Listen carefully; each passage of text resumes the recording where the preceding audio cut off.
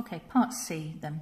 So we want to suggest a modification to this experiment using the same apparatus, so no difference in the uncertainty readings, which would reduce percentage errors. Yep, so I've just popped the other equation up here. So you're not allowed to change that. You've still got two readings. The only way you can change this is if you want that number to be smaller, and reduce that number, you're going to have to make this number bigger.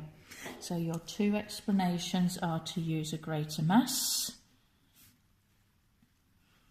and on the bottom one to use a greater temperature change, delta T. So both of those are ways to get that uncertainty down. So you might well get questions about this on other papers. Okay, let's have a look at the next part here. I'll just zoom in a little bit on that. So we've got sodium oxide can be prepared by this redox reaction. So these two are my reactants. Yeah, this is a product and this is a product. Yeah, because this is also formed.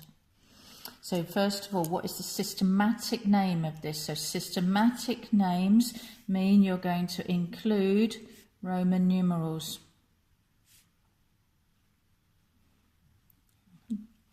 So it starts off as sodium.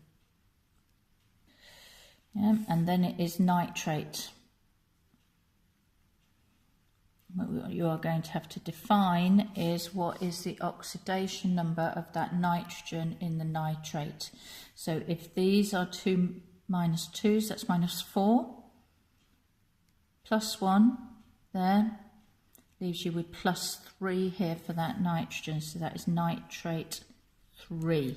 Yeah, we're going to need those parts in there for your systematic name. We're then looking at oxidation numbers. So we've got two things going on. We've got that the NaNO2 is ending up being as N2. Yeah, so we're going from our plus 3 to 0.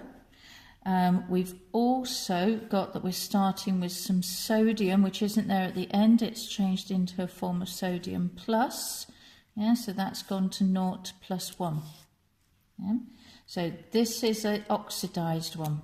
So the element that is oxidized is sodium. You can write it down or you can write its symbol down, and that has gone from 0 to plus 1, and that this has gone from plus 3 down to, that's gone from plus 3 down to 0. So, sorry, got that wrong. That is the nitrogen that has been oxidized there. Then we need to construct the equation. So we need to go back just up to the top there. So our reactants for this are NaNO2 and sodium. And our products are Na2O and nitrogen. So the first thing we'll have to do is get those nitrogens balanced up. Then the easiest thing here is to say, well, for 2 nitrogens in here, to change to there, it's going to take 6 electrons. Yeah.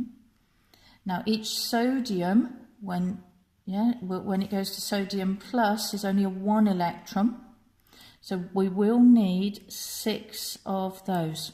Yeah, we'll need 6 of those to give us 6 electrons change. Now we complicated this time by the fact that the sodiums are also over here on the left as well. So we now have 8 sodiums in total. So we are going to have to put over here 4 there. And that turns out to balance as well for 4 O's there. So that's the balanced equation for that one. That's quite a difficult one to actually picture what's going on, but that's how you would do it.